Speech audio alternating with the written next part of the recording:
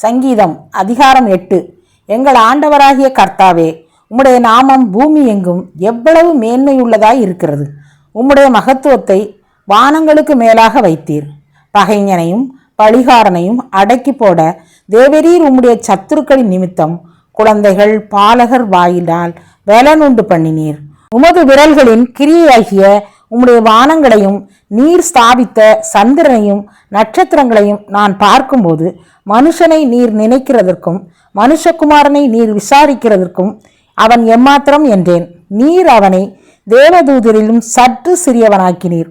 மகிமையினாலும் கனத்தினாலும் அவனை முடிசூட்டினீர்.